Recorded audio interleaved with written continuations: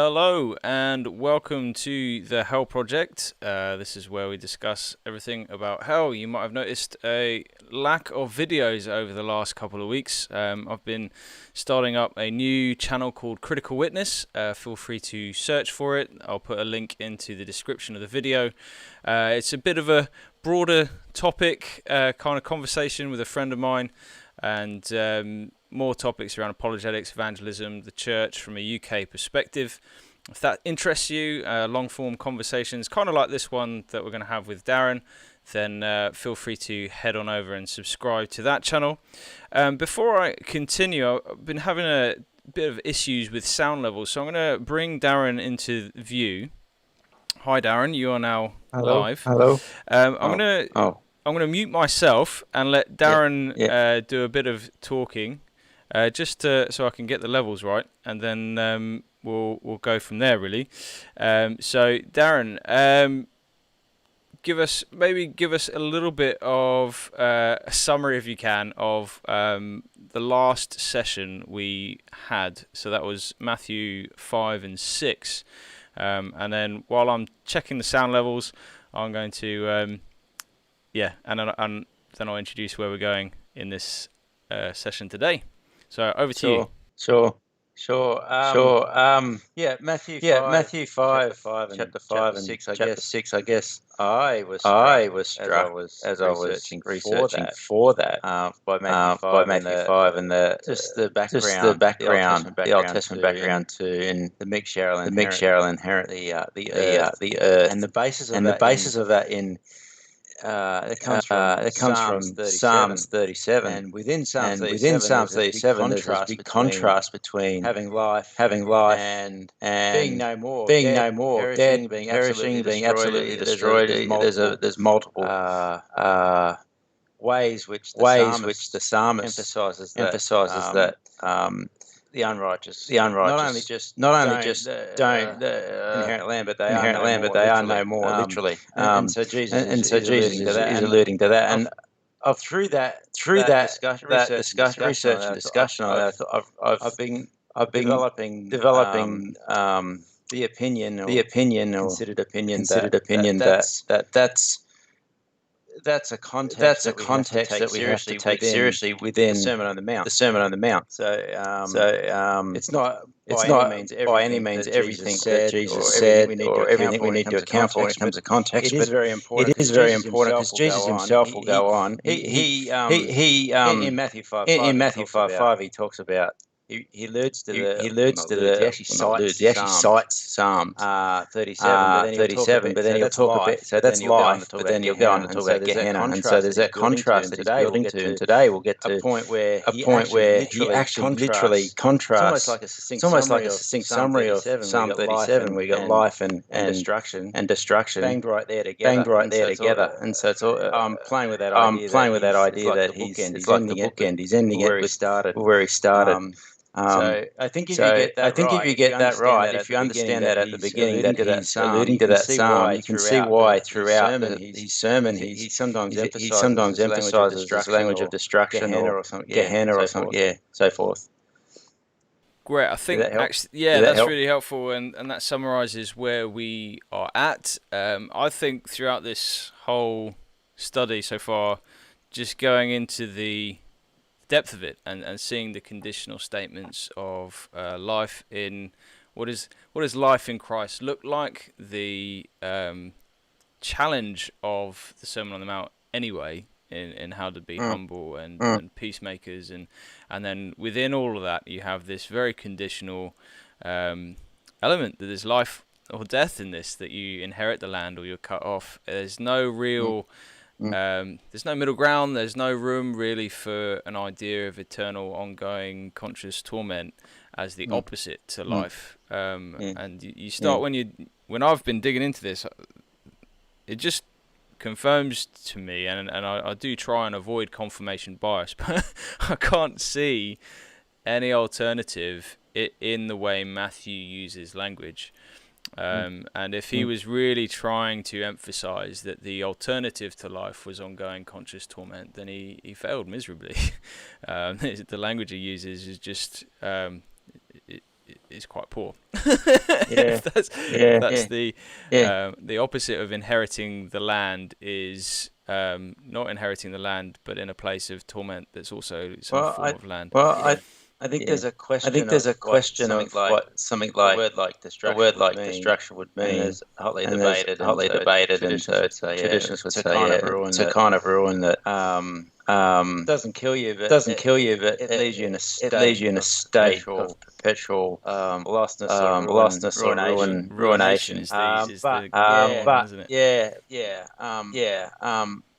But I'd say I challenge them with are they taking that background of Psalm 37? That Jesus actually brings in. He doesn't in 5:5. He doesn't bring in that language of the side of destruction. But he goes throughout next to chapter 5 and 6, and he uses language that is saying the same thing. And then when we get to 7, like we have, where he's contrasting, he's actually using that language of destruction that is found in Apollomi. It's found in Psalm 37:20.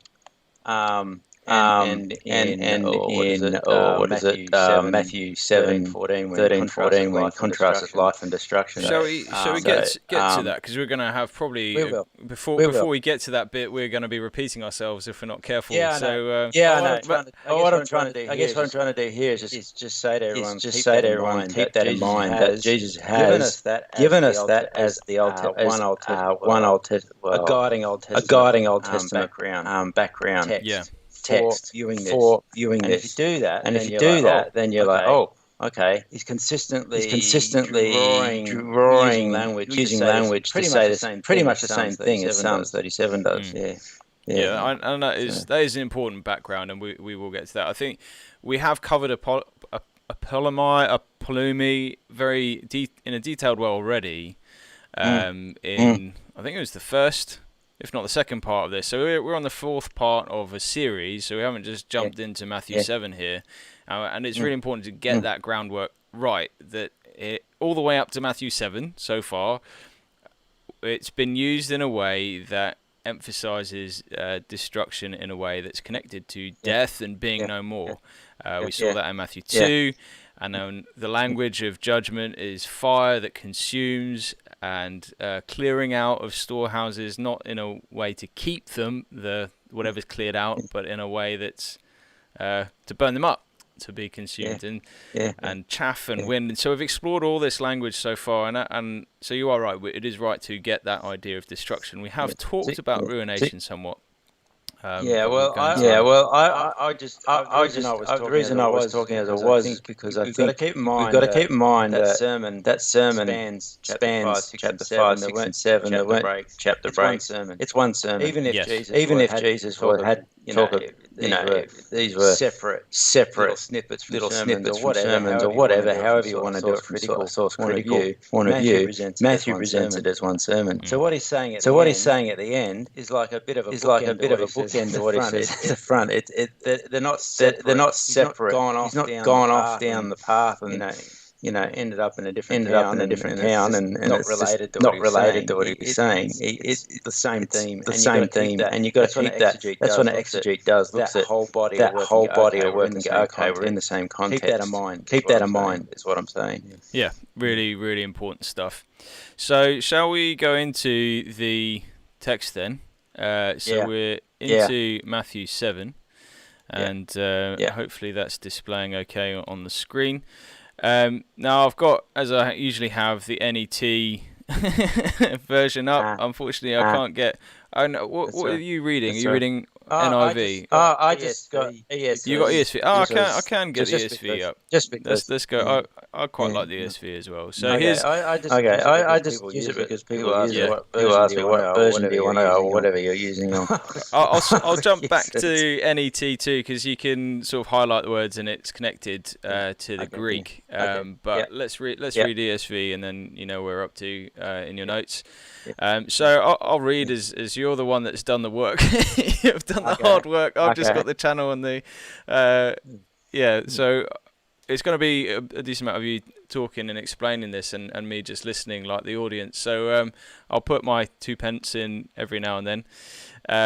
Although does that translate? What would be an Australian 2 pence, 2 cents, to I understand. You're international enough.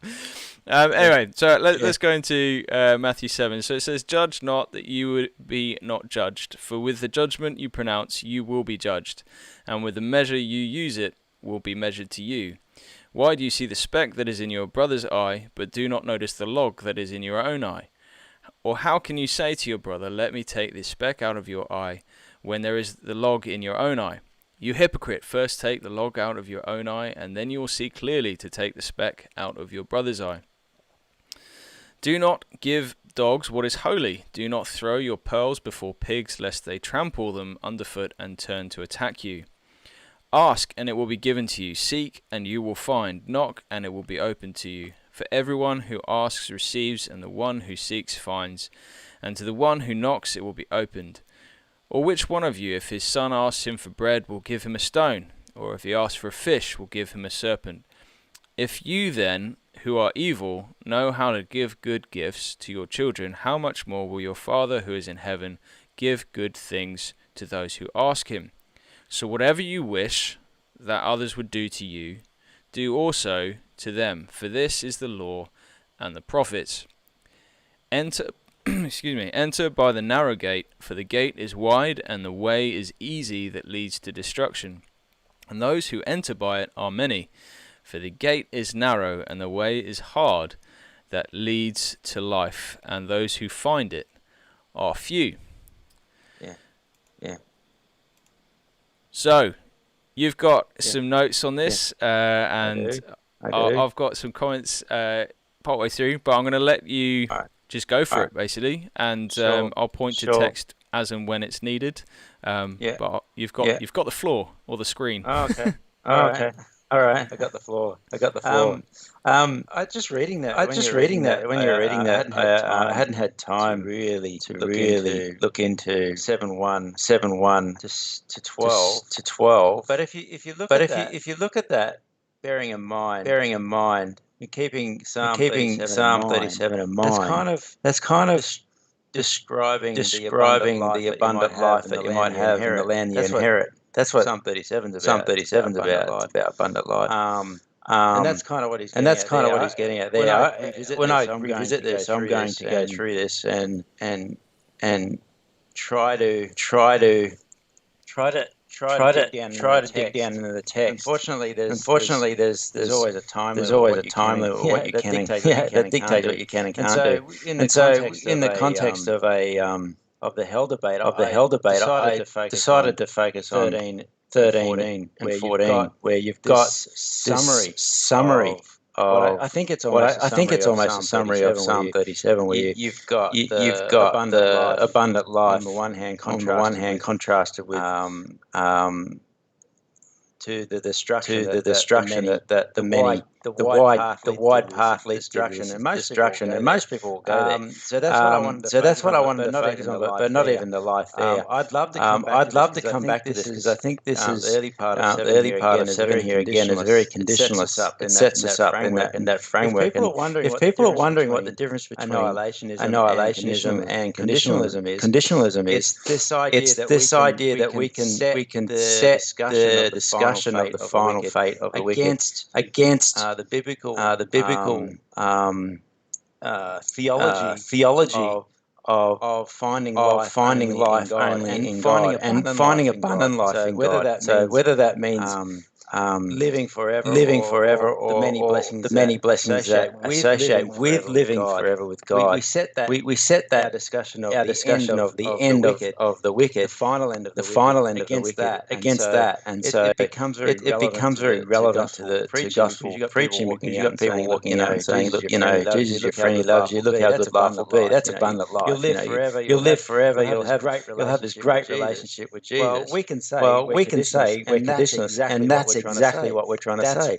That's what the world misses out on when they go down the wide path to their destruction because they're killed and deprived of that. That's conditionalism. It's not and just so if it's not just means destruction means they're annihilated. they're And that's annihilated, annihilationism. and that's It means that they're annihilationism. deprived It means that they're life. deprived So of that people life. have to keep that in So mind. people have to keep that in mind when they're looking at when they're trying to critique conditionalism.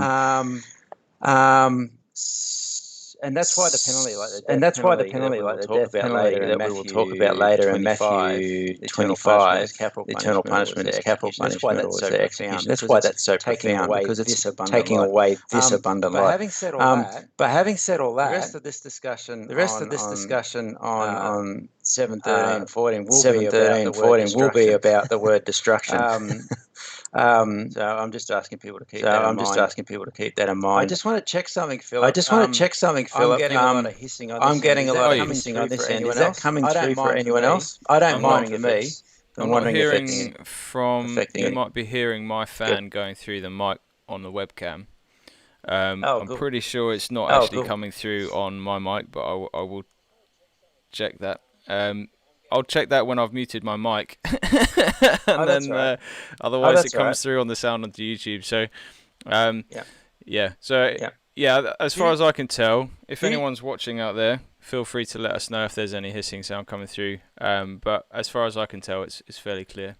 That's all right. I can deal with it. I was just hoping it wasn't the broadcast. The broadcast. Do you have anything to say, Philip? I think that's really important. It's really important to notice that difference, and I pointed it out in an earlier conversation that we've had, that I'd never fully clocked the difference between annihilationism and conditionalism, other than oftentimes, in my experience, people confuse annihilationism as denying the resurrection of the wicked. So you die once and that's it, which kind of goes against John, which says you die once and then to judgment.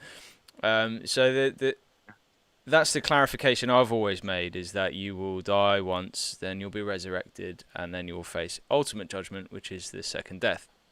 So that's my thing of annihilation. But I think it's really important, just as another argument in the conditionalist toolkit, is that the conditionalist emphasizes life, and so it's not just about the destruction. And so I think that's just a helpful distinction, even in how we talk about eschatology in general. I think that often, on one hand, traditionalists will emphasize the quality of life in an argument to say, well, death is about the quality of existence.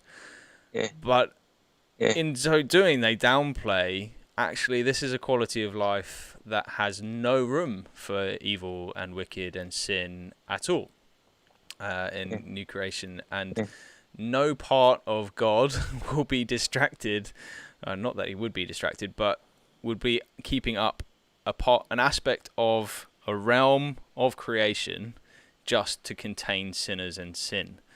It makes no sense in my mind that new creation, any part of new creation, would allow for that. So the condition, and I've said it before, one of the strongest, if not the strongest, aside from the atonement that Christ died for our sin, is new creation.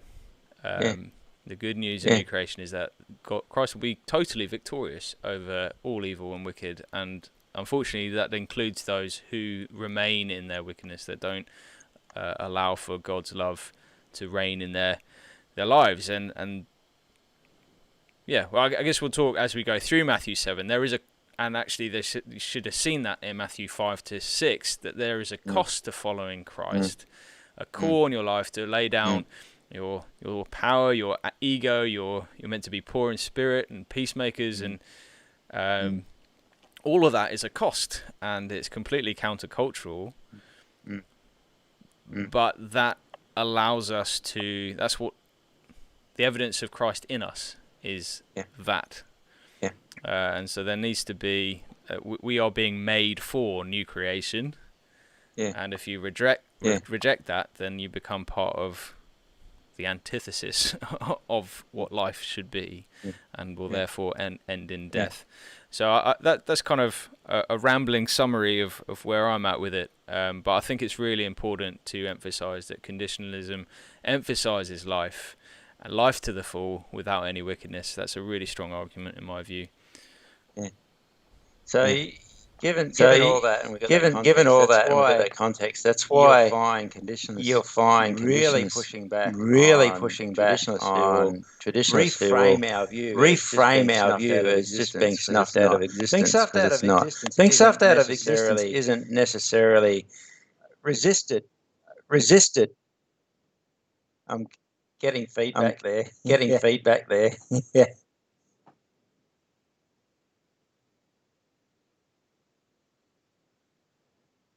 Yes. There's some really weird echo going on. You're right. I've just noticed. Yeah. Hold on. I don't know. That's all right. I think every time you talk, there's been an echo. Let me just check something. Right, can you talk for a second? Yes, I can talk. Yeah, I can talk. You can talk. Right, so let me just... that's really irritating when this has happened. I'm not sure what's been going on there, but there seems to have been two inputs. Yeah. One's delayed. Yeah, there it goes. So, you want me to keep talking? Yeah. All right. Yeah. So is it just, have you got another YouTube site open where you're listening to our broadcast? Because it comes through a little bit later and does cause that echo. I had it open on mine. Yeah, okay. I think it's fixed, but for some reason. Okay. Yeah, there we go. That's definitely gone now. Right. Okay. So that's any problem. I don't know.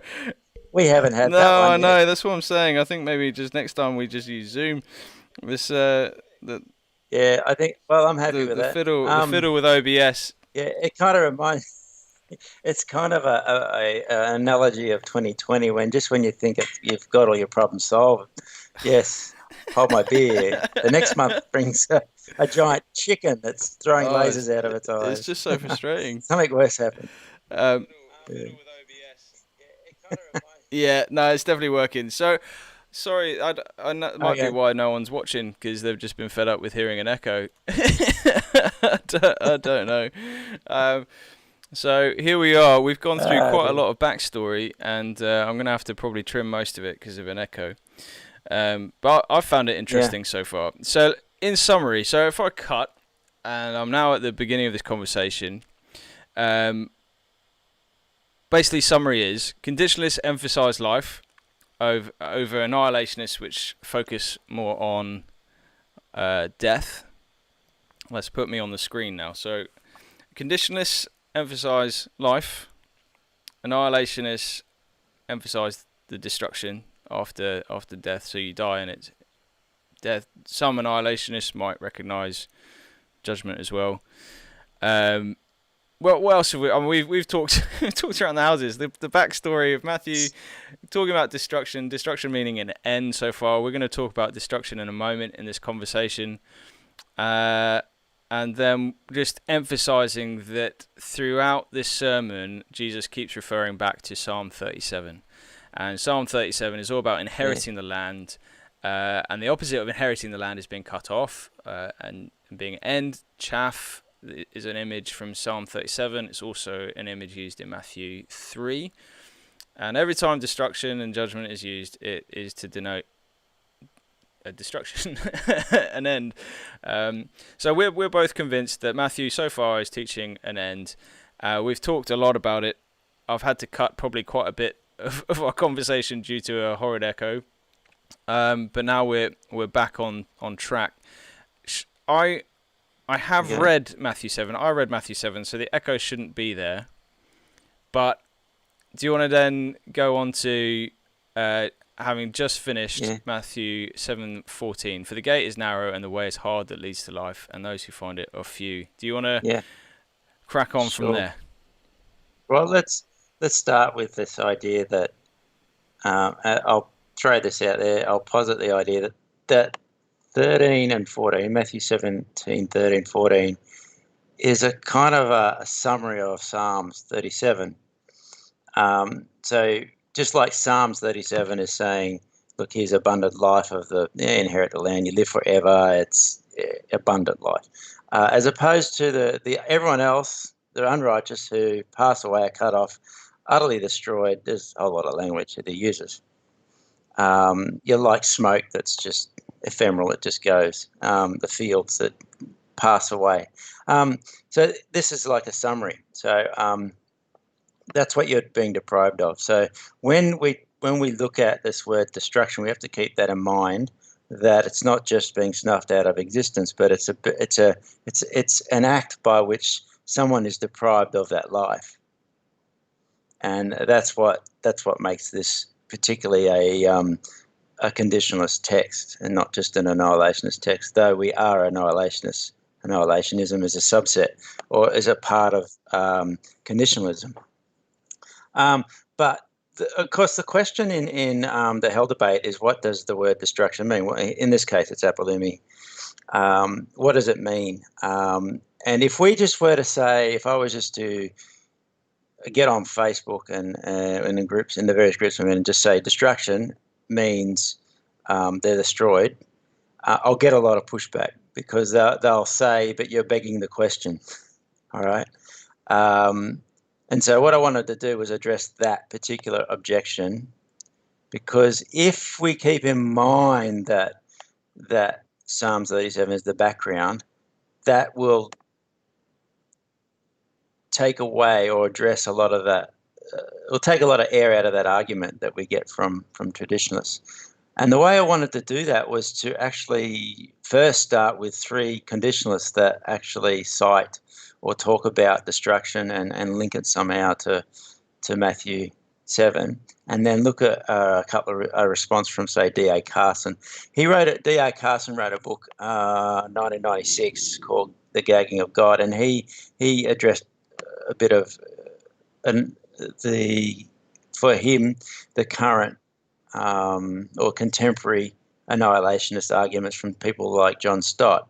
And so his argument there is often cited by, it's kind of formed the basis for pretty much every other traditionalist after him, who will usually just say word for word what Carson said here.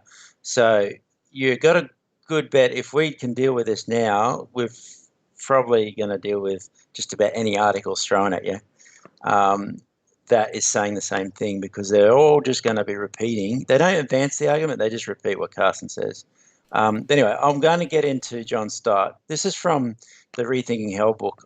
We included John Stott's essay from his book Essentials, where he talked about judgment of hell, and he admitted that he was a tentative annihilationist. I'm going to read that out, the bit that he argues and that Carson will respond to. Then I'm going to go to two other annihilationists or conditionalists. So this is John Stott. The vocabulary of destruction is often used in relation to the final state of perdition. The commonest Greek words are the verb apolumi, which means to destroy, and the noun apoleia, which means destruction. When the verb is active and transitive, destroy means kill, as when Herod wanted to murder the baby Jesus, and the Jewish leaders later plotted to have him executed. So we've discussed this. So listeners who listened to our first podcast would have been familiar with this argument from us. Then Jesus, so I'm back on the start. Then Jesus himself told us not to be afraid of those who can kill the body and cannot kill the soul. That's Matthew 10:28, which we are going to come to in a future broadcast. And Stott continues, if to kill is to deprive the body of life, hell would seem to be the deprivation of both physical and spiritual life, that is an extinction of being. When the verb is in the middle and intransitive, it means to be destroyed and so to perish, whether physically of hunger or snakebite, or eternality in hell, and so forth. If believers are those who are being saved, unbelievers are those who are perishing. The phrase occurs. He'll go on to a little bit to just get into the Pauline use of the language, and then he'll. Where are we? Yeah, and then he gets to Matthew 7:13. Sorry, I lost it. Jesus also recorded in the Sermon on the Mount. Is also recorded in the Sermon on the Mount as contrasting.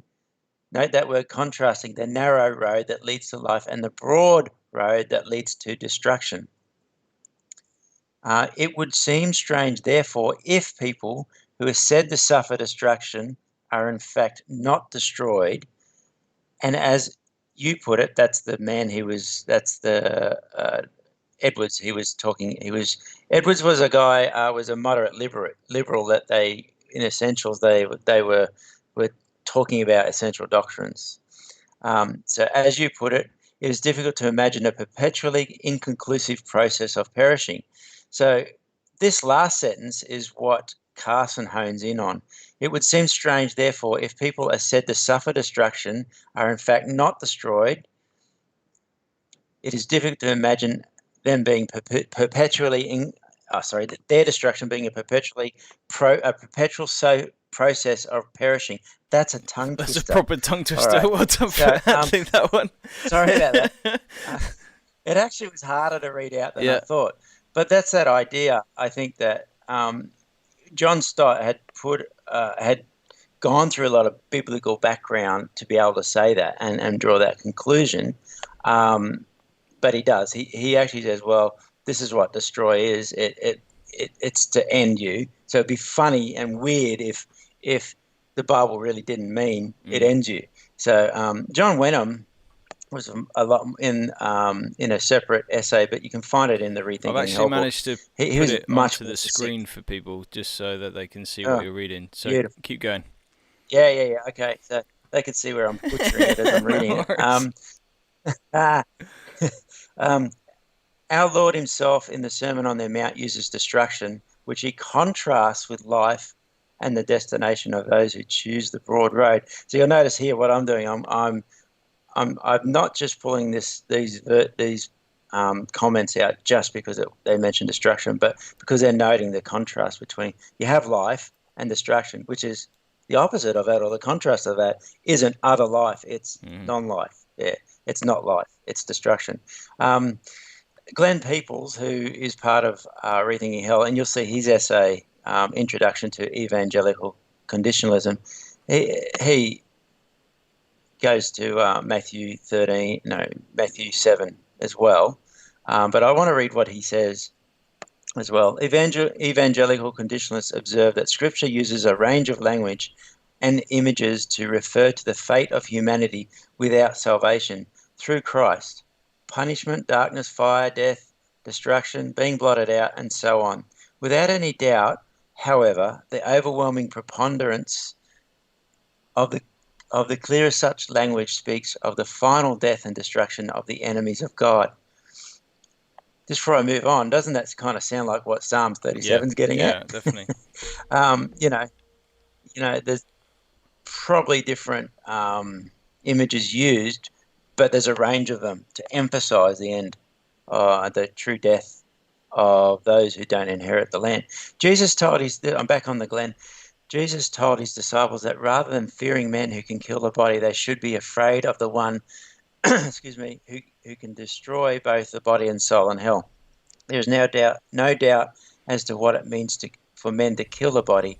Here, God's power to kill the whole person in Gehenna is affirmed by Jesus, but it is no isolated proof text. The fact is stressed often and emphatically in Scripture.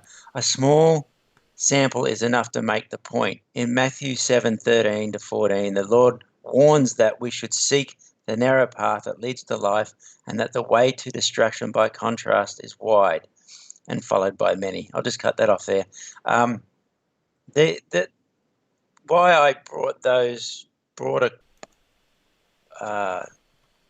quotations from those conditioners out there is because they are setting it against more broadly biblical data.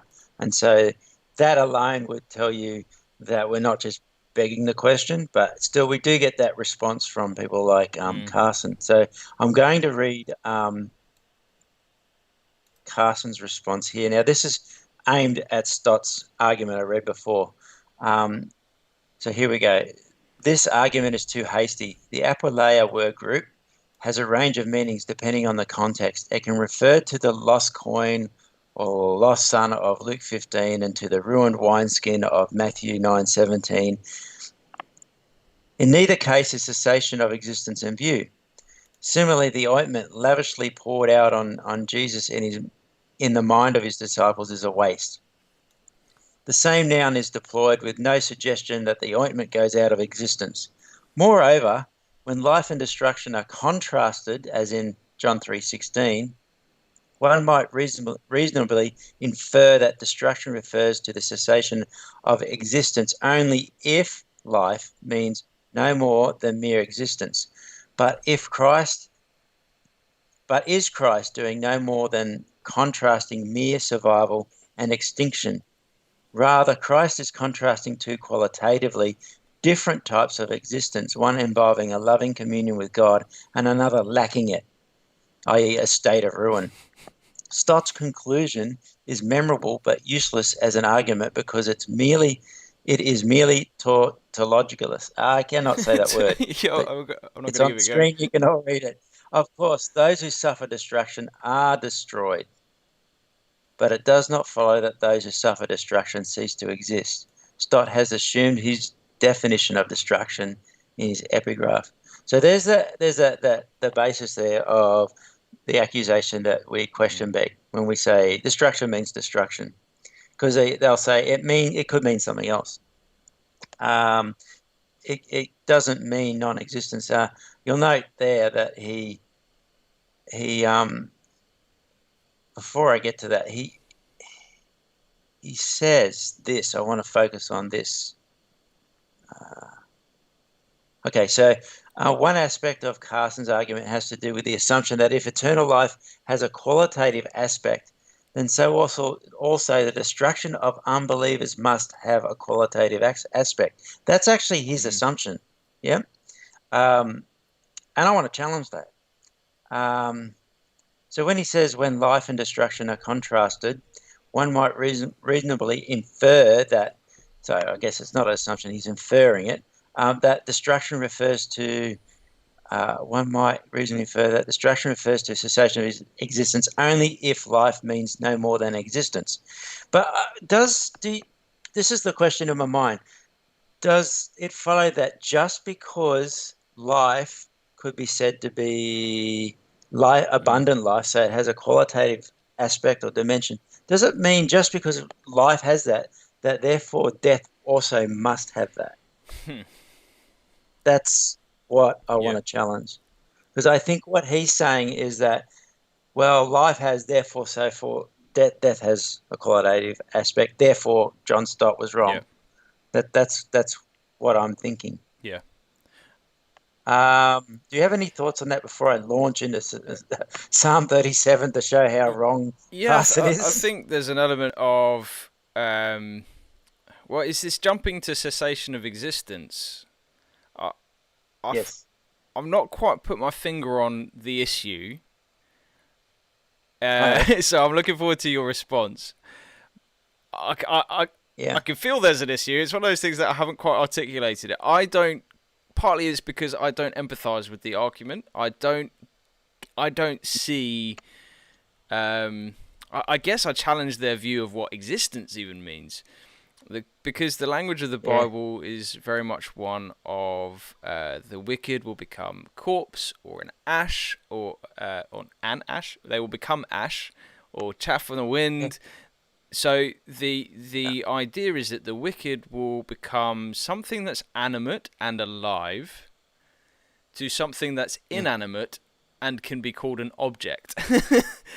From a human experiential perspective, that's ceasing to exist. That is what my definition of ceasing to exist is. Existence is a human is being able to question my existence, is being able to be sentient, it's being able to make decisions, it's being able to breathe, have the Spirit of God in me. There's all of those elements that encompass a broad spectrum of life, and in this life there are those who qualify for life despite not necessarily having the full function of their bodies, but they are still living. That you would not call them a corpse until they are not living. And so you have this idea then in Isaiah 66:24 is the one where I'm pulling out for the idea of a corpse. Well, if that's the judgment on the wicked, is that they become a corpse, well, they are no longer existing in functional terminology, as in the terminology that we use every day. So when someone jumps to this argument, and I've seen people do it just off the cuff, death doesn't mean non-existence. Well, yeah, it kind of does. So that's my issue, and so maybe that's my less philosophical response. But I think it's an important one, is that we see life as an engagement and experience of everything around us, that we are animate, that we have our being in God. we move, we live, we have our being. Yeah. So I think that I do find it interesting that the tautology or tautologousness of Stott's argument. I'm not the only one that can't say it. Is actually, it cuts back to Carson quite quickly, because it's an assumed definition. Well, that's what I would have. Yeah, I mean, in the end, I think it's a sword that cuts both ways. But I'll show that, because he's often assuming certain meanings of his own proof. The word, he's assuming the meaning of destruction within his own proof texts, and quite clearly in the face of the evidence that within those contexts, and he's leading others to it. But as to your question of why they want to reframe our view as, say, it's the view of non-existence is the opposite of getting eternal life. I think that's a rhetorical or a debate tactic. Whether that's intentional or not, I'm not always sure. But if we can say, like, the penalty, the eternal punishment is capital punishment, it's the execution, and that's execution is about what you're being deprived of as much as about what's actually directly being done to you. So when you're killed, it's taking away all of that life like ours that they might have. That's actually really good philosophical basis against the idea of abortion, is that, like, objectively, abortion is wrong because it robs the unborn person a life like ours. I mean, that's and the difference here is that with capital punishment, it's a just action. It's part of a juridical or legal sentence and punishment on people who have actually done wrong. So, but it's for the same reason. It's serious.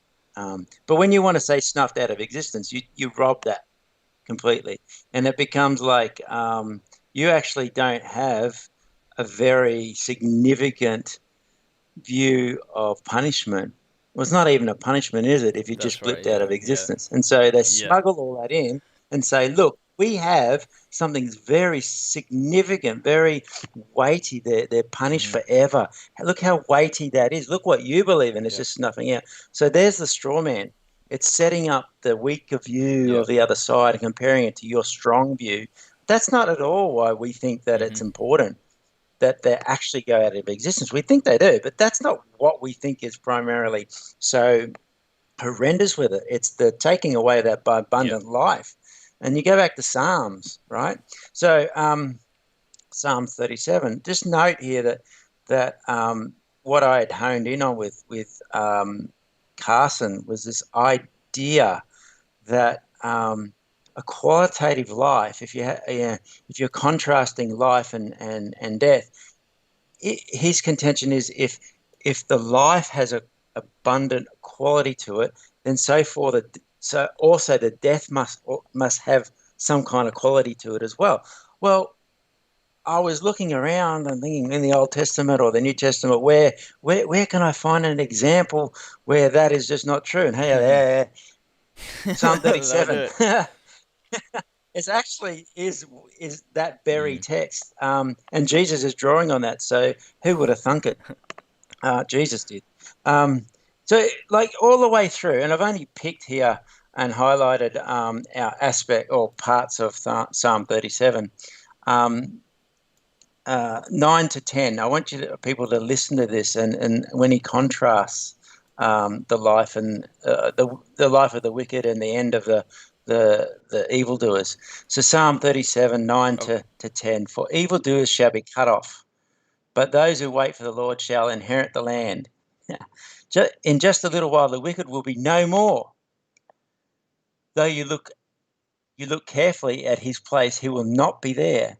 But the meek shall inherit the land and delight themselves in abundant peace. See, look at that. You don't have this idea of the psalmist isn't operating on this principle of there's abundant life for the righteous. Therefore, the end of the wicked must also have some quality of life too. They're gone. Like, how more explicit do you need that to be? It's interesting that you've got 18, 19, the meek 20. in there as well, just to highlight that. So going back for the context, because we've probably cut out most of our context from the sound issues, that the meek is what Jesus uses in 5:5. Yeah, so this is the language of the Sermon on the Mount being used in Psalm 37, or Jesus using Psalm 37. So that's really important just to highlight the context here. We've seen the meek. That's exactly the language that Jesus has used, and why we go back to Psalm 37. This is Jesus' own background text that he alluded to, cited, that he's been operating. It's the context, and it runs directly against what Carson had just argued. There's more. The Lord knows that, this is 18, 19, 20. The Lord knows the days of the blameless, and their heritage will remain forever. They are not put to shame in evil times. In the days of the famine, they have abundance, but the wicked will perish. And the enemies of the Lord are like the glory of the pastures. They vanish like smoke. They vanish away. So that'll keep going. You've got in 28, 29, you've got, sure, the righteous are preserved forever. The children of the wicked shall be cut off. The righteous shall inherit the land and dwell on it forever. 34, 35, 36, you've got, he will exalt you to inherit the land. You will look on when the wicked are cut off. But he passed away, and behold, there was no more. Though I sought him, he could not be found. So again, that's the idea that you're looking for these people in the land. They're just not there. They're gone. 37, 38. For there's a future of the man of peace. But transgressors shall be altogether destroyed. The future of the wicked shall be cut off. So you've got all of this language in the Psalms, like cut off, being no more, will perish, vanish like smoke, pass away, not be found. They're gone. They're altogether destroyed. There is no sense of a qualitative future, a kind of death where they have a really terrible quality of life, that they're not in a state of perpetual ruination. They're gone. Yeah. There's no future. So this idea that just because you think, on the one hand, there's abundant life, does not mean that the destruction of the wicked must mean or has to do with living in a perpetual state of ruin. I think that's pretty much that pretty much addresses Carson's argument, that particular argument. So what do you think about that? I'd like to get your thoughts, Philip. Just to emphasise the last bit that you read, though, there's no future. There's how conclusive can you get? I mean, that's not just about the life. Because if you go on calm.org, Matt Slick's got his huge amount of articles. I mean, he's gone for quantity, not quality, unfortunately, in his arguments. And he says Psalm 37 he goes verse by verse and tries to cut out bits that are about this life, bits that are about that life, and completely misses the way that you generally interpret every other psalm that he would interpret if it is all about the future. It's both. There's an aspect here that the psalmist is saying, can you cut them off now? But actually you're going to do it in the future. I'm going to look for that time where the wicked will be no more, and they will have no future. I can't get past that now. That I couldn't. I don't think I could come back to ECT even if I tried, because as I said before, the language is so blatant that there is no future. It's not even just there's some quality there. It's gone. So I do have a couple comments along these lines, but they do echo kind of the stuff that you're going to be coming up with. So I'm not going to spend too much time doing that, because I think otherwise we'll miss out on some of your arguments and go on for hours, which isn't necessarily a bad thing. But I'll probably save my comments for a little bit further on as you bring up, especially because they're to do with ruination and the kind of, I want to see you develop Carson's comments further before I make comment. So what I think goes on in, like, as a traditionalist myself, and I think that goes on, I could say this was true for me, but what I think goes on for a lot of traditionalists is that there is that assumption that that assumption, because as A, therefore exactly B. So as you see ongoing life with A, and if it's abundant life for them, well, there's got to be abundant ruination for everyone else. And I think that's back to that problem of question begging, but I think it's on their side of the ledger, not ours. And because we can look at a psalm like 37, we can no longer buy that. Yeah. So if we can no longer buy into that assumption, then we're like, well, I can't go back to ECT using that route. And that's what you're kind of saying. I feel like I can't go back to ECT now because I can no longer buy that footing for that argument. Because this is a foundational argument for everything else that he says. So once you take that away, then everything else seems to fall away much more easily. See? If we just focus on the language of destruction, they're still going to have that underlying assumption going, and that's why I addressed it first. And I'm really grateful to Carson for actually stating it, because it gives you something tangible to work with. But moving on, I did want to actually address some of his other arguments there. I'm catching up with my notes now, and I'll just read what I got here. My second point is that Carson and other traditionalists framed the discussion with the idea of hard annihilationism in mind and non-existence also in mind, and use that to argue that the biblical language of destruction does not support the conditionalist reading of texts like Matthew 7:13 to 14. What I'm going along these lines sounds similar, but it's not. There's with hard annihilationism, I mean this idea that your every part of every molecule of your being is blinked out of existence, and the idea, obliterated. I'll invent words. I'm Australian. I'm allowed to. Australia. The idea of non-existence isn't so bad for us, but what they do is they want to make out they want to frame the debate as if we are arguing that the word death or destruction means to be rendered non-existence, which isn't what we argue. Some annihilationists might argue that with respect to Apollumi or something like that, but we don't, like in Rethinking Hell. It's more about deprivation of life. So there's a lot of forms of destruction that kill you. Yeah. It doesn't mean that in any of that the words themselves, destruction and death, should be defined as being rendered non-existent or to have your molecules obliterated. Even though we think logically it leads to that. And remember back in Matthew 2, where our first session, we were talking about death. We actually addressed this question of how dying logically leads to not being there anymore. Yeah. And that just is reflected in language there, where you've got in Matthew 2, they're talking about using the words death, and then also that they are no more. It doesn't mean that being no more is a part of the definition of the word death itself. So I think that when traditionalists try to smuggle that into the definition, try to transform the debate or the conditionalist debate into one about the language of destruction means to cease to exist, I think they're trying to move the debate to a point where they can more easily rebut it.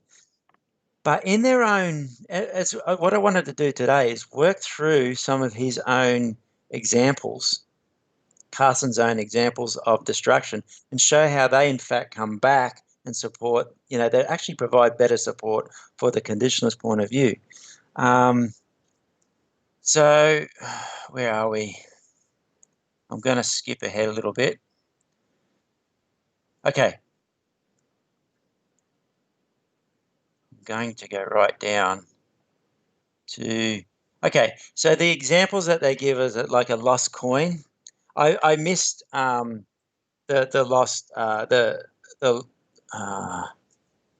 what is it, the parable of the recalcitrant son, the son that when he was lost too. I missed that in my analysis here, but I can come back to it another day, another time. The lost coin, the wasted ointment of Matthew, the ruined wineskin, desolated land, the destruction of the inhabited world through a flood. These are all examples, that biblical examples that Carson and then Douglas Moo will bring up, and they're followed by the likes of Greg Kugel from Stand to Reason.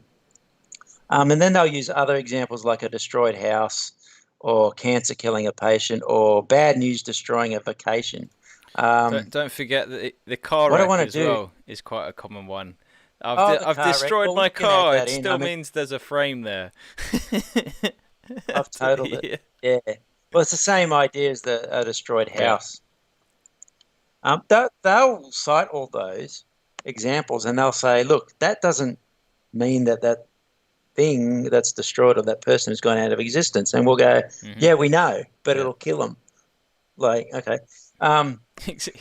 So obviously the debate for them is in a slightly different place than the debate is for us. And it's really hard to shift them over to what we're trying to say. So that's why I always try to use their examples and show how and trying to illustrate, I guess, how it supports conditionalism. So that's what I'm going to do now. And I think you might get to it a little bit in the text, but it's such a category error to bring an example of a wineskin to an example of a human. And they're different. The wineskin doesn't experience its ruination. so even in that sense, even if it is ruination, the thing that's under ruination isn't alive, isn't in experiencing it. And it's the same with the car wreck. It's the same with the house. It's the same with all of them. The only ones that you can, the destruction of the inhabited world through the flood. Well, they're dead. That ruination killed them. It's the examples that are brought up as the idea, and even a desolated land from Ezekiel, which you'll discuss a little bit. We're talking about death of vegetation, death of everything that allows us to live, and so I just find these examples actually quite amusing if they weren't so misused. Like, it's really hard to not laugh it off. I go, is that really your argument? That's kind of let the cat out of the bag there. But I wanted to go through and discuss each example with a little bit of depth and try and show why we would just find that. There? I'm sorry. It's really we do need to go through it seriously, but I also I wrote an article out of frustration on our website, 10 traditionalist arguments that need to die, literally quoting verbatim from a specific argument on a Facebook thread, because we do the hard work. And I just don't see it in the traditionalist camp, but I see the same arguments just thrown out there. Oh, look at the wineskin! Look at the car wreck! When did Carson write this? 1996. what century are we in? It's 2020. Come on. So 24 years, and this argument is still being trotted out, undeveloped. And it's a terrible argument. Not the Tim Barnett and Craig Kugel did use it as a broader. They did develop some new, fresh kind of direction, and in a lot of ways, but they didn't really develop this argument. No. I haven't seen anyone get over the category error. No one has convinced me that I should consider a wineskin's ruination the same as a person's ruination under judgment. Not one person has done that. So no. Well, you put the you hit the nail right on the head with a hammer there before when you said that most of these examples that they have don't have to do with sentient beings. They're like a house. They're inanimate objects. And what you might look at and you go, okay, you might look at a piece of wood and you can look at that and say, oh, it's destroyed. That is quite a different thing than to say that someone who is flesh and blood, has brain cells that have come together with electrical activity, and they've got thoughts, they've got human experience.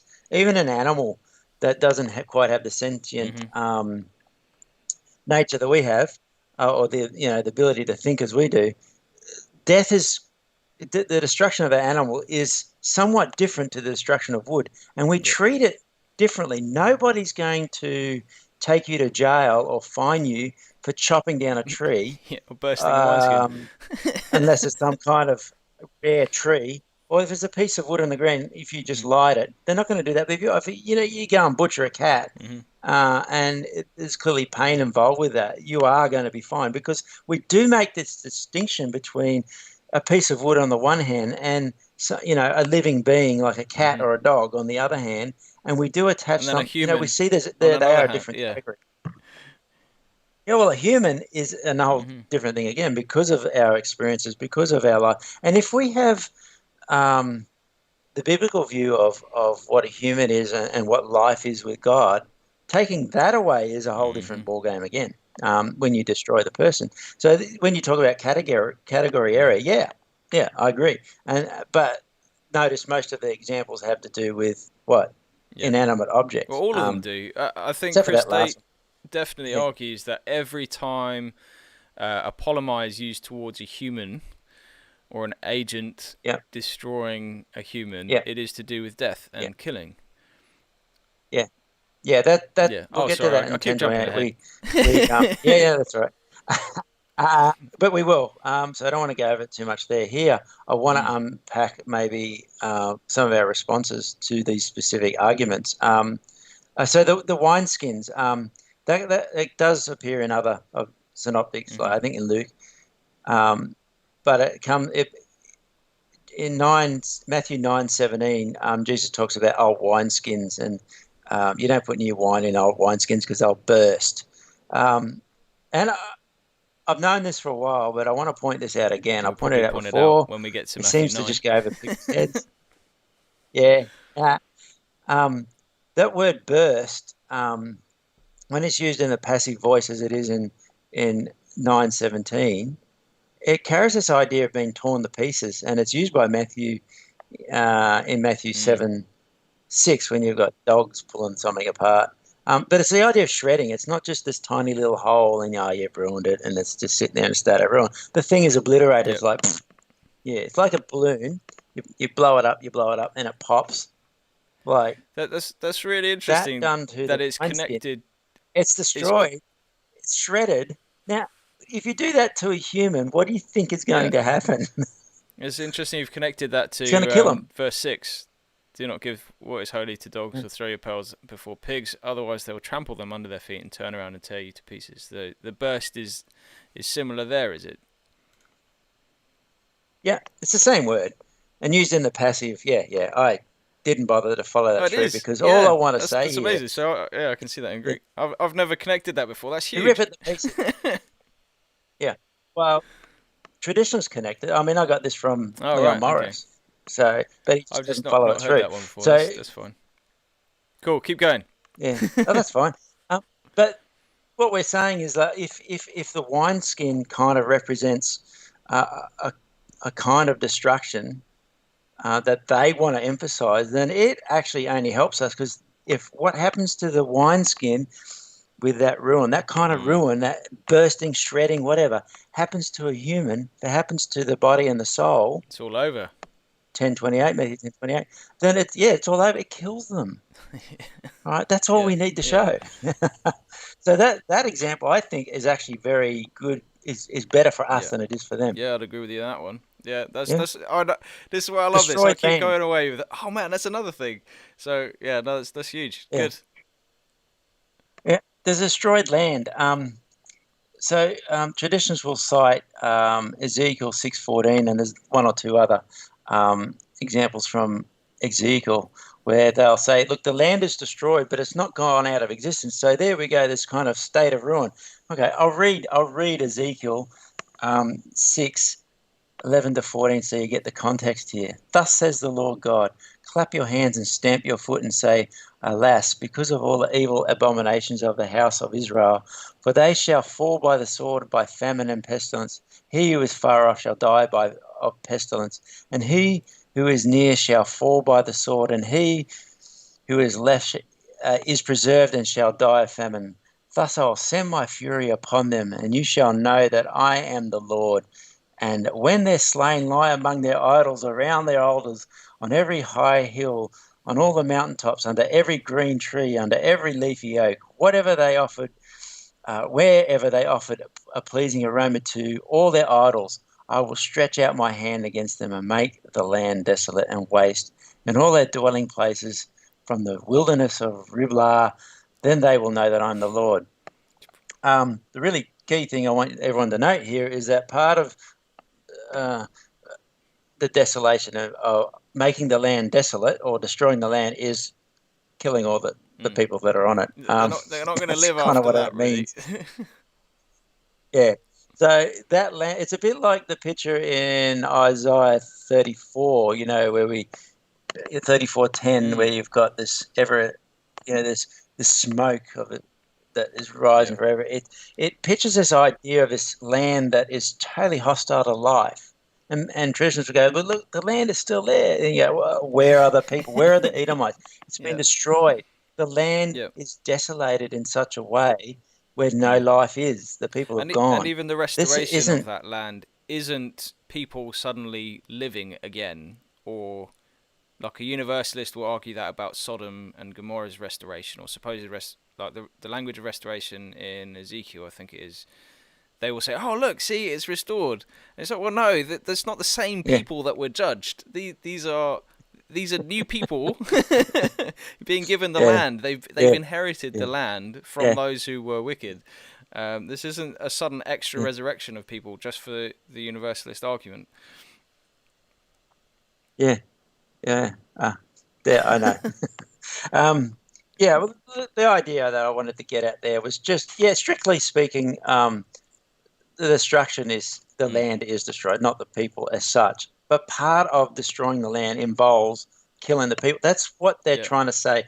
If you look at a movie where some raiders have come in and they've burned a village down, and you look and the village is destroyed, without a shadow of a doubt that those people in there are dead.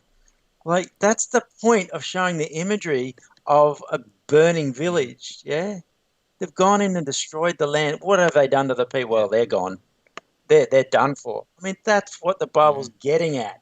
But I don't know how far that takes them. Well, it doesn't take them very far. It really doesn't.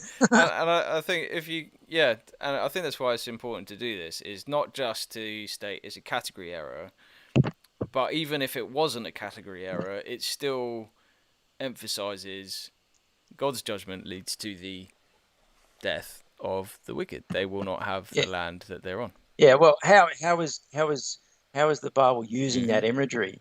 So it's using the desolation of the land as part of a judgment statement that's talking about the end of the wicked, the death. They're slain. They're all lying at the foot of their idols, like they're dead.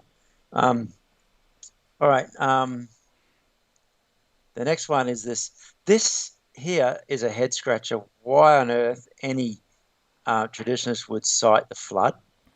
The land is destroyed. The world they've got, I think, Mu. There's a couple of, I think, 3 separate authors in that book. What's it called? Oh God, there was that big response. Hell Under Fire, is that the one? Hell Under Fire. That's it. It's 3 separate. They just virtually just restate the same argument. They restate Carson's argument. I think they add this. Mu adds this idea of the world being destroyed, and then he's like, but it's not gone out of existence. But when you dig down into it, the world is the Bible. When it talks about the world, it's talking about the people. It's not talking about this cosmos, this land, this globe that we live on. So I'll pull up, or I'll just read out 2 Peter 3:5-6, where which is what Mu cites. For they deliberately overtook this fact that the heavens existed long ago, and the earth was formed out of water and through water by the word of God, and that by the means of these the world. So that by means of the water, the world that then existed was deluged and with water and perished. So the world. It's again, you've got this New Testament author taking an Old Testament picture of destruction and saying and using that picture as to say something in his own theology. When I went back to the very first mention of the flood, so that's in Genesis 9:11, I found something very interesting. Which is the Old Testament background for 2 Peter. I mean, nobody can doubt that.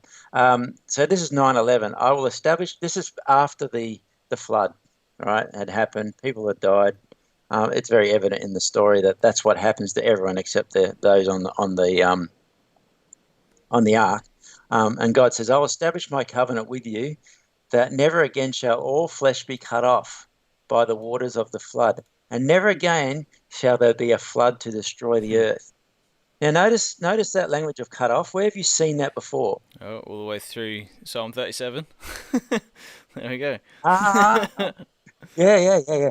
So cut off isn't just, and it could just be like in the Torah, which we might say the Pentateuch, but the Torah, where the law is established, where you're just talking about a context of the covenant that you're separated from God. It could just sometimes be as narrow as that, but very, very often it has that idea, but also the idea that the being cut off means you're killed. So Gordon Wenham, I looked him up because I trust him as an Old Testament exegete. He said something. He indicated that cut off is very often it's a frequent threat in the law and against sin and indicating a sudden mysterious death. That's really often what it means. And it's very clearly that's what it means when we talk about the flood. If you're cut off, it means you're dead. You're suddenly killed. It's not a mysterious death, but it's because there's no mystery as to what's killing them. If you're drowned, if a big flood comes along or you get a flash flood and you're swept away and you're killed, there's no doubt about what's happening to you. But notice how that in Genesis 9:11, he's talking about the flesh being cut off by the waters of a flood, and never again shall there be a flood to destroy the earth. So destroying the earth has to do with killing the occupants on it. It's not as if you can just talk about the destruction of the land or the earth without talking about the death of those that live on it. Yeah. I'm there. Fairly conclusive. Does that not just completely take the air out of that argument, or that's not? I can't see how that's like what they want to say is, oh, look, the earth continues to exist, and even though the word destroy, but part of the point of emphasizing the earth is destroyed that way is to say people who lived on it died. So that's not really a great example of of the Bible talking about people living in a state of ruin. Well, that's exactly it. So on Twitter, I've just been posting verses that single verses that just emphasize this point, that throughout the Old Testament, reading the Old Testament, you can see God's judgment quite clearly as no future, an end, ash, corpse, all of it. Yep. Over and over again, every example is about death. It's about an end to the wicked, that the people of God will be spared, they will be the remnant, they will be where God dwells. And God won't dwell with the wicked. The land where God dwells will be cleaned of any stain, any mark, any sin. So over and over and over again, you have this throughout the Old Testament. So anytime anyone with eternal conscious torment as the view that they hold, they have to twist and bend each example, or just have a really cursory look. Like this defense of this non-existence argument is weak, and then to actually use the flood as an example of, look, there's torment. I don't see it, and it just well, it's like taking it out of context. It is taking those examples out of their context and just isolating that one little bit that you wanted to emphasize and go, look, this is what the Bible talks about, when in fact the Bible itself is using that that particular image to express something quite different to what the traditionalist was trying to say in the first place. So, like, if this is the problem, and this is what got me, went a long way to convince me that I couldn't defend the traditionalist exegesis, was that there's this what's called pearl stringing in rabbinic or first century, around that time, for rabbinic exegesis. What they used to do, Paul does this in Romans, by the way, so it's not necessarily completely off the reservation. We just have to realize what it is and not overemphasize it or use it ourselves, I think. But you take different texts from all over the scripture and you look at the same word, and you take those texts out of their context, string them together based on the one word. So that's why it's called a string pearl. And then you go, therefore, well, that's what traditionalists will do with text. They'll go, okay, there's unquenchable fire. So there's that kind of idea that they'll be always burning, and then there's weeping and gnashing. And so we'll just take that and put that together, unquenchable fire, and then we'll go eternal punishment. We'll just put that there with that. And you've got this string of, they're not even really connected words. They're not even the same words, but they're actually the idea of a concept is stringing it together. But when you put them back in there, you pull the Lego apart and you put it back in its original, context, you can see it. The picture's quite different, than what they've been trying to create. I can't defend that. I agree. What I can defend is when you take there's not wrong to do that, to bring those out of those contexts, put them together. But when you put them back, you still got to have that. The original picture has to make sense. And when you pull these out and put them together, they're still got to relate. It's still got to have that connection to the original picture in its own context. Absolutely. Yeah? So you don't make a whole new beast, or a whole new picture, a whole new thing altogether. And I think that's the problem that I'm having with traditionalism, traditionalist exegesis. And that's the problem that that's the reason why I look at their examples here and I go, oh, well, hang on. I'll go back and look at the context and no, it really doesn't. I couldn't defend that. I couldn't with a serious face. Well, I couldn't feel right with myself quoting the flood as they do as an example of destruction that doesn't truly destroy people I couldn't use that in the way that they do, because I know in its own context, it's used to talk about the death of the wicked, and it literally did. It's a story where they literally did die in the story. I don't know how to reconcile that as an exegete. No. And I don't think they do. I honestly don't think I know Chris Tate said it. I'm sure you've said it. I've said it. The traditional arguments for that sort of exegesis are weak, and actually are the arguments that are pushing people towards conditionalism. I'm not sure this channel is pushing people to conditionalism faster than the traditionalist arguments are. I think there's a general thirst for real digging into the Bible. And I think that's why there seems to be an increase, at least from what I'm seeing, an increase of people moving out of fundamentalist, hyper-literalist readings of Scripture into being atheists. And they're often really frustrating atheists to engage with because they think they've been reading the Bible correctly for X amount of years. They're now an atheist. They still read it like that and try and go, this is what you mean. And no, that's not what the Bible means. It's not that pole stringing. It's not that idea of eternal punishment. And so when we're doing this, that's the whole heart of this really extended look at Matthew.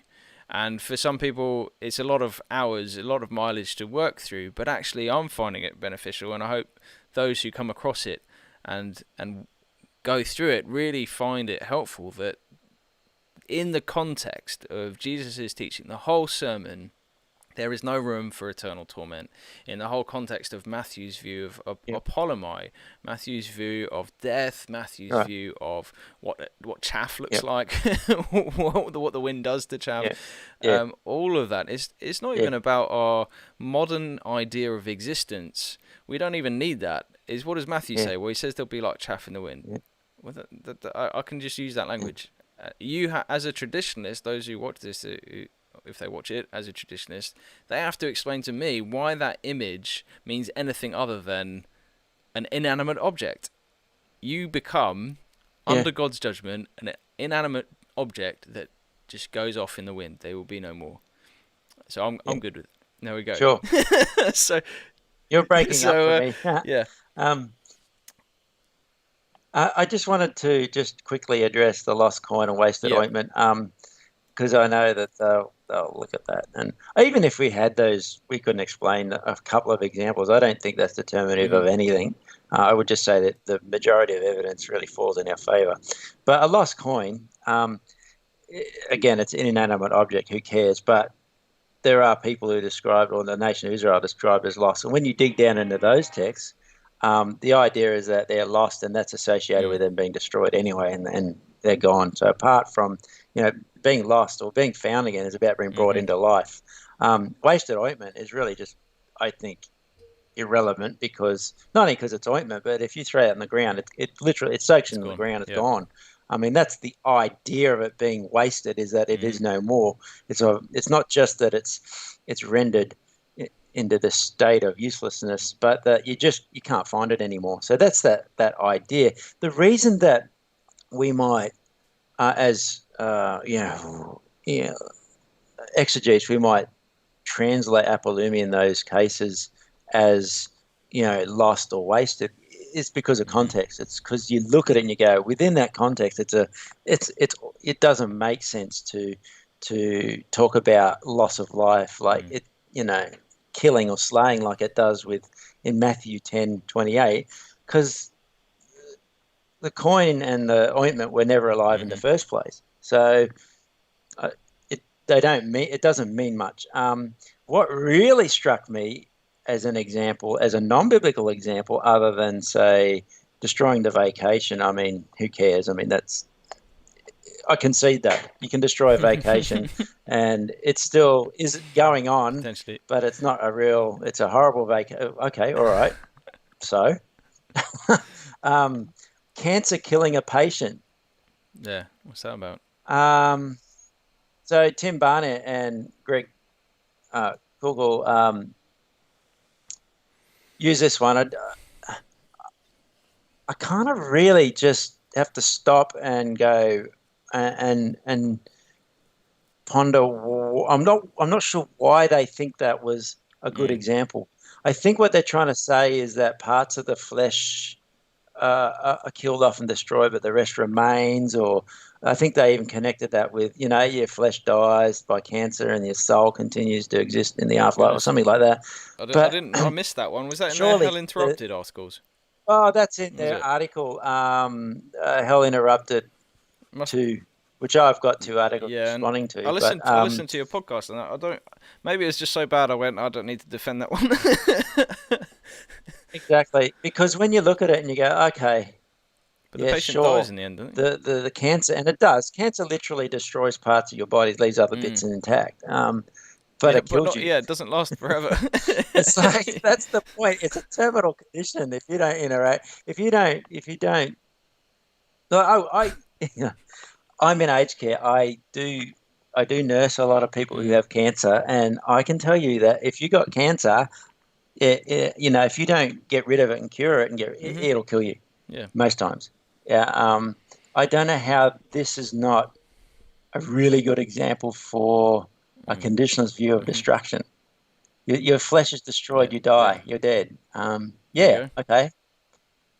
So it's interesting to me. I don't want to come across as if I'm making fun of them, but I just find it very interesting that people would think that that's a good example for the traditionalist view of destruction. If anything, they've given us another another example. I think it's actually a really good example. Yeah. The flesh is destroyed by cancer. The person dies. The flesh will rot away and be gone. Now, if Jesus happened to said cancer can rot away your body and kill you, but it can't do the same to the soul. But there is one in hell. There is one who can destroy your body and soul, like cancer in Gehenna. We'd go, okay. Yeah. Job done. Yeah. Yeah. I really struggle to see how that's a good example of the traditionalist view of destruction.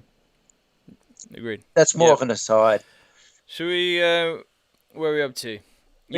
So if we go to the I think that conclusion. Yep. On this bit. Yep. Oh, sorry. You still there? Yep. Cool. I'm still there. So if we go to the conclusion, on this bit, and then we'll sort of wrap up the last bit of the chapter. We're at the hour and a half mark. I know we've got to chop some bits out of the first 15 minutes or so, but just to keep it accessible and reach the next bit. So carry on. You want me just to summarize? Yeah. What I just said before? Because the couple of ideas that I had in mind here, one was this assumption that from Carson that just because a life has to do with the quality of life as well as living forever, so also the death or destruction must have some kind of enduring quality. That's just not true. Psalm 37, it's just plainly not true. Then this idea that you can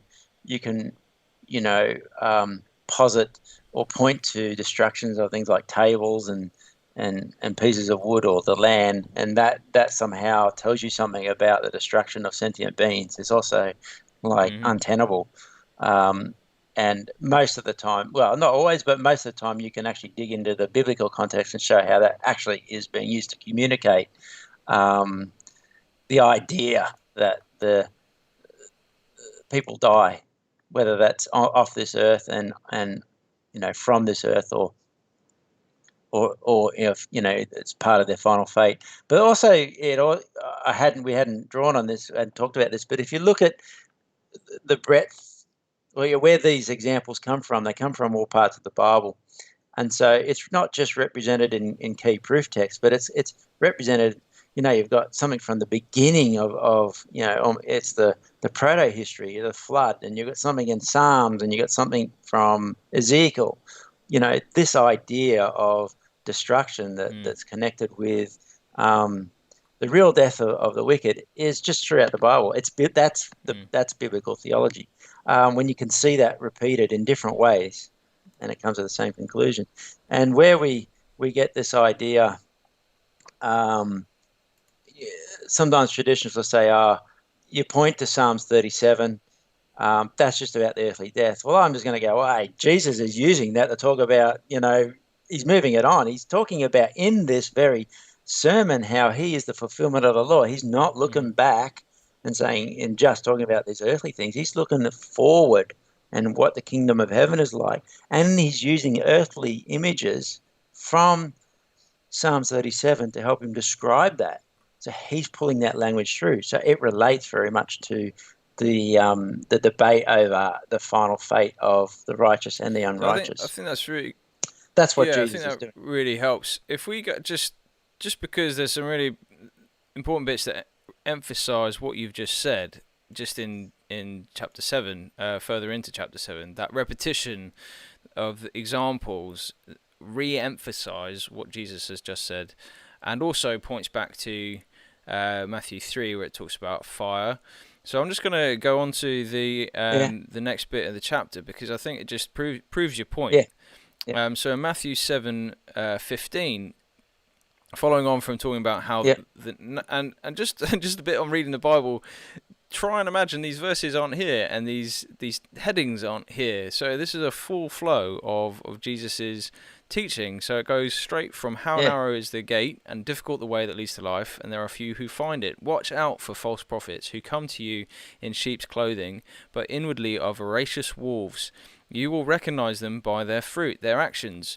Grapes are not gathered from thorns, or figs from thistles, are they? In the same way, every good tree bears good fruit, but the bad tree bears bad fruit. A good tree is not able to bear bad fruit, nor a bad tree to bear good fruit. Every tree that does not bear good fruit is cut down and thrown into the fire. So then you will recognize them by their fruit. There's two things that I noticed straight away, and I'm sure you'll be able to point to some of the something else as well. But not only is it an aspect of God's grace that we're able to remove ourselves from being, well, we don't remove ourselves. We're not able to change ourselves from being bad trees to good trees. That is on God's grace that we are able to do that, and we have a part to play. I'm not going to get into Calvinism and Arminianism, but we have repentance in part of that. There is an aspect of God, the miraculous work of God's Spirit within us, that allows us to become good trees. But ultimately, those that don't, and their fruit is bad, they will both be cut down. So they've got the language of cut off and that kind of thing, and then thrown into the fire. And we know that this fire burns up, destroys, consumes, as from Matthew 3:12. There's no room for eternal, ongoing, conscious punishment for these trees, and I don't think Matthew, again, this is where the traditionalist needs to argue their point better. If this is an image of fire that continues to consume, they need to explain why that would even be on Matthew's mind. With the argument around why on earth would image of fire, when fire and wood in every example in real life consumes to ash, why would Matthew be talking suddenly here about an ongoing fire for these trees? And if it's a category error of we're now comparing wood to human life, well, that's cut both ways, and it destroyed the previous argument for us as well. So, No, I don't think so. I think there's a difference here where, so what we were saying before with the category area, which if you just take them out of, examples out of their own context, and you just say, look, that's the destruction of a saucepan. That's a form of destroying that is ruination. And look, that can be what Matthew is talking about with the person. And you go, well, okay, yeah, but that's a category error. Now, if they were to say, here's a Old Testament text that talks about the destruction of a saucepan, and it goes on in that context to use that as a metaphor, as a way of talking about the ongoing suffering of the people in, ongoing ruin of the people in Gehenna, then we would go, okay, forget about the category error. We have an explicit way that the Bible is using that to communicate one aspect about, or something about, the afterlife or the final fate of people in Gehenna. that's not what happens. It goes the other way. When you look in the context, it's their end, not their ongoing existence in ruin. Here, you've actually got the idea of a double destruction going on.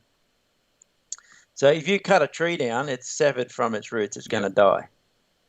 If you really want to emphasize that something's going to die or be done away with, you emphasize that, and it's going to be burned up and consumed. There's double destruction there. That's what I'm going to call it. And that's similar to the idea, or if it's not virtually the same idea as Matthew 3:10, which is one reason why I'm starting to include 3:10 in my thinking more broadly on Matthew's theology of judgment and destruction of the wicked, because I used to kind of just be a bit more reserved, because the question is, does it have to do with just Israel? But here he's using the same imagery anyway, more broadly. And I know it's got prophets here, but he's setting that, as you said, just after what he'd been talking about, the narrow way and wide way. And everybody I know, every Christian I know, wants to use 13 and 14, say, look, let's talk about, let's use that in the gospel message. This is about us. This is about the world. It's not just about Israel. Here's an example. He's following on from that, but he's talking about false prophets and what happens to them. Well, isn't that what he means by what that destruction is? It's the double destruction of a tree. It's like you cut it down, it's dead. You destroy it, it's gone. It's consumed by fire. It's done away with. There will be no more. How is that in any way a picture of ongoing ruination? Yeah. An experience of being eternally destroyed or rendered unfit for your original purpose. It's complete destruction. Done. Death. Yeah, absolutely. So shall we finish the chapter then, and then we'll wrap this up. So I'll read to the end. And then we'll just make some concluding points, because we could spend another hour on the rest of this chapter actually, but we won't. You know I would if you let me. And I could as well, but I will end up looking quite dazed if I do that. Without sleep. Yeah. So here we go. Not everyone who says to me, Lord, Lord, will enter the kingdom of heaven, only the one who does the will of my Father in heaven. On that day many will say to me, Lord, Lord, didn't we prophesy in your name, and cast out demons in your name, and do many powerful deeds in your name?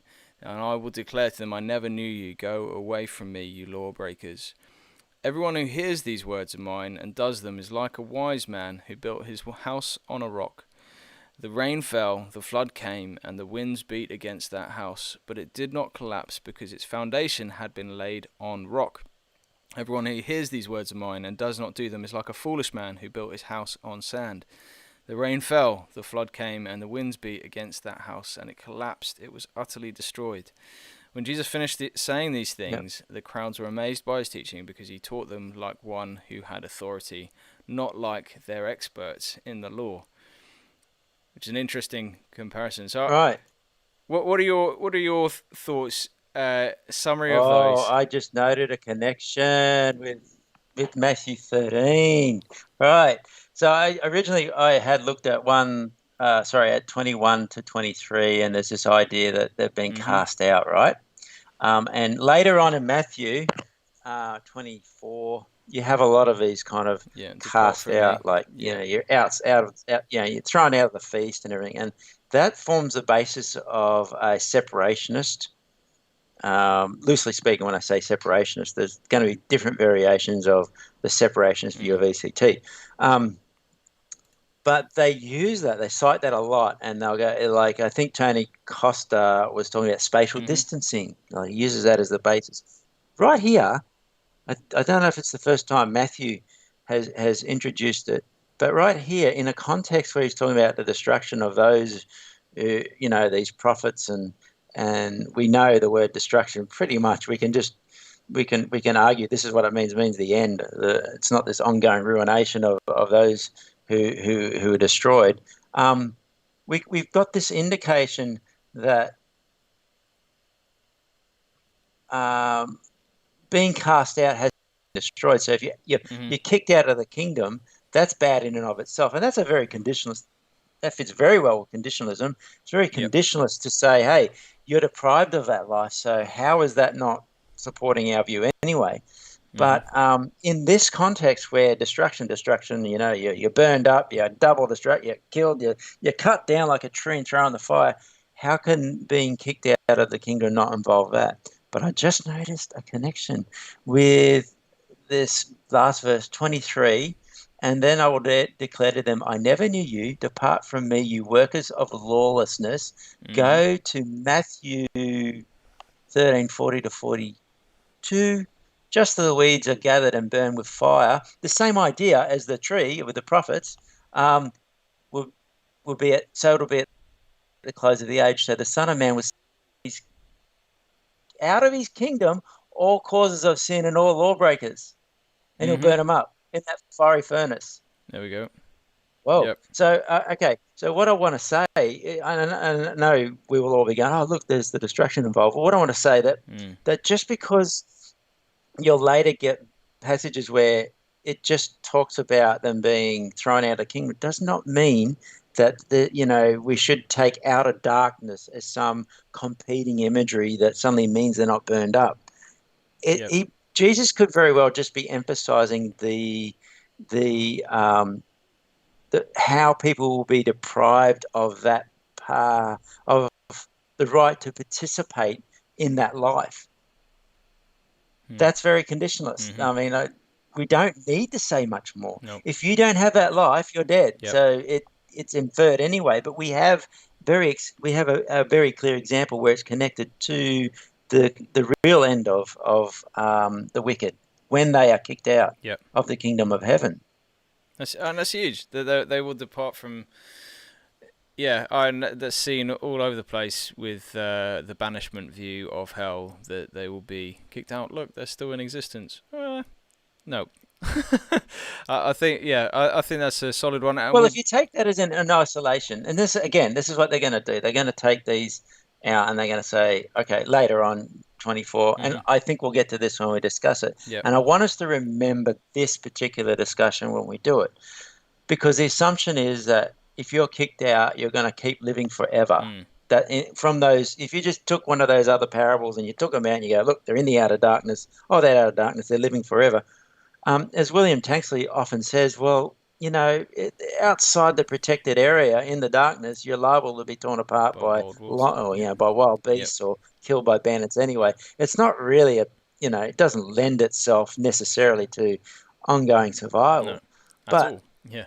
But if you plug it back into Matthew's own theology and how he's developing it throughout, you just can't sustain that kind of exegesis, because we're going to remember this particular passage and go, well, when they were kicked out, look, these were these prophets that were actually told they were going to be doubly destroyed, cut off from their roots, they're cut down and they're thrown in the fire. That's a kind of destruction. And then you got Gehenna. He was talking about Gehenna. Look at all the imagery, and we go, all that's connected in one sermon. It's all the same message. Yep. Yeah, it doesn't suddenly transform into something else, and a competing imagery that suddenly means that cutting off doesn't mean kill, doesn't mean that burning up doesn't mean the burn up, that the flood doesn't, so forth, and all the way through. And I think that it just wraps it all up in that final passage that everyone knows from Sunday school. The house on the rock stands, and so we've got this whole summary teaching of the Sermon on the Mount. If you listen to Jesus' words from chapter 5 to chapter 7, and you live on them, literally, you will have a strong foundation for your life that will bear you up when the storms come. So we apply it to the storms of life. But there's also the storm of judgment that comes.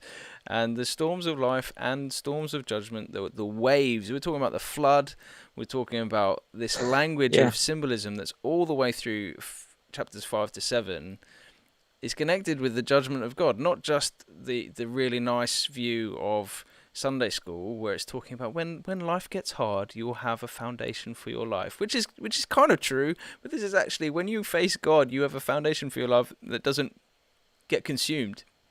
And we see that the foundations of being of life in Corinthians and the New Testament throughout. And we have this theme here that we build our life on Christ. We will not collapse. when the wrath comes, when the judgment comes, which sounds extreme, but that's what has to happen for new creation to be removed of all evil, and how we are made to live in the presence of a perfect God. Our imperfections must be destroyed, and we start by trusting in Christ. So that's my summary. Any I'm realizing we're at an hour 45, and any concluding thoughts on those? Yeah, well, I'll be quick because again, it's a conditional statement. So it's like this idea that the house that with firm foundation, like that's illustrating an enduring life. You're going to last through this disaster, but that's contingent on knowing Christ. So conditional immortality. So I know one friend of ours in Rethinking Hell wanted us to get into this idea of knowing, and I want to dig into that a bit more. But if you notice that back in, earlier in the Sermon on the Mount, Jesus was positioning himself as the fulfillment of the law. So knowing him is putting you right with God. It's putting you right on the right side of the ledger of the law, all that stuff. Yeah. So again, it's bringing a lot of that covenantal stuff through, the Old Testament stuff, but then tying it together. And then this idea of a house being destroyed by a flood, how can anybody not think of that as judgment when you think of flood? Yeah. And then how anyone can think that the house is not completely destroyed. I know its bits remain, it's swept away, it might be in different parts of the river downstream. I have seen a destroyed house destroyed by a flood, and bits of it remain. There's a door floating down there, and there goes the bathtub. You do that to a human, they're dead. So we've discussed that. But again, that just breaks down Carson's whole assumption that just because one house represents ongoing abundant life doesn't mean the other one has to represent a kind of destruction where you're fully cognizant of being, perpetually ruined. No, that's not what it's getting at here. Yep. It's the idea that you're completely torn down and you're completely gone and taken away. And with the flood, you go back to Genesis 9:11, I think it was, and this whole idea of being cut off, and that's what is being evoked when Jesus is talking about the flood. It's being killed. You're that house. But I mean, when you talk about an analogy or a metaphor, it's that one point. You don't want to take everything about it. But this point of total destruction, I think, is what he's getting at here. Yeah, definitely. So that's a good summary, and it's closing off the Sermon on the Mount. And I think the whole way you've had this in building to, and he started with a citation of or allusion to Psalm 37, where you've got this contrast, very distinct contrast between abundant life and complete, destruction or death. He's done that all the way through, and now he's doing it again. Yep. It's very consistent. Yep. It's quite relevant and germane. We could keep saying the same thing, but that's what is the overwhelming message of what you get from Jesus when it comes to this kind of issue. I'm sure there's more you can unpack in different directions with other doctrines, but as far as I'm concerned, the Sermon on the Mount is a very, very strong conditionalist text. Yeah. I think that point on verse 12 that a friend asked us to look into for fulfilling the law is quite interesting, a connection as to Jesus saying earlier already, I've not come to abolish the law, but to fulfill it. And so he's explaining that. And so it's so important to read the sermon together, all in one sitting. And if you haven't done that, go and do it at the nearest point in time, and you see that connection that Jesus fulfills the law and the prophets, but there's an aspect to our life now that can do the same through living on his words. And after you've done that, go and read it again. Read Matthew from beginning to end, and read it again and again and again, and get all these connections. Because it's just not a collection of sayings. No. Like, even if Jesus did originally, this is Matthew's theology of judgment. It's theology of conditionalism, I think, now.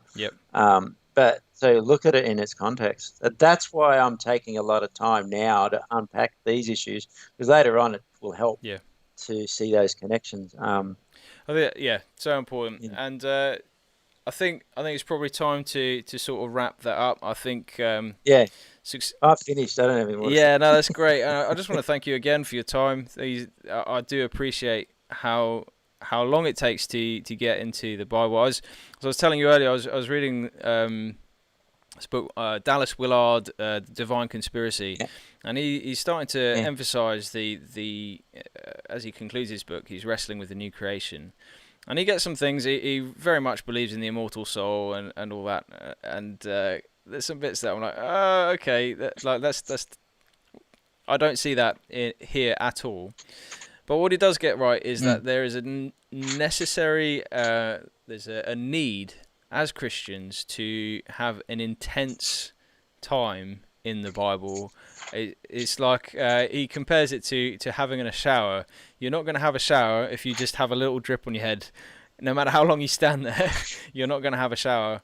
But actually, when you dig in and you spend this amount of time in the Bible, you are going to get soaked in it, and you're going to see it for all it's worth. And that's my hope in that, in the fact that it's recorded, that maybe someone will spend enough time in it to get soaked in it, and see not just God's judgment, which is throughout, but also what it means to stand up in God's judgment, to be able to stand in His presence, to be able to live a holy, righteous life, is to actually lose our to be humble, to be meek, to serve others, to be peacemakers, and that's all needed in this time more now than ever.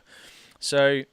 Yeah, what a great way to finish. So let's wrap that up there. Thank you again, Darren, and we'll get a date in the calendar for chapter 8, 9, however many chapters. We'll figure it out as we get closer to the time. Sure. Just before we leave, I just want to apologise earlier when I was stumbling a little bit. Sometimes the brain says certain things and the mouth won't follow. So. It's all good. I'll get it out. I'm sure there's certain parts that will probably be cut anyway, just because of the echo that we had early on. So I'm still figuring. Maybe we'll just use Zoom. I don't know. We'll figure it out for next time. Yeah.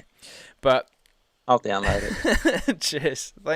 Thanks so much, Darren. Okay. And thanks everyone for watching. As I close off, just a reminder that this is the Hell Project. This is where I defend the view that without Jesus, we're all dead. And more so now than ever, I think Matthew agrees.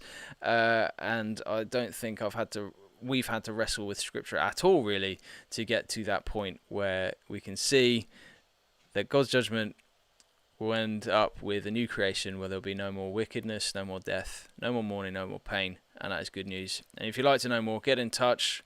If you want to know a bit more broader topics about what I view on the world and racism and morality and that sort of thing, sign up to or subscribe to Critical Witness, and keep an eye out for our finishing of the Matthew series over the course of the next months at this rate, which is great. But have a good one. Enjoy whatever time you've got left of the day. I'm off to bed, so we'll see you later. Bye.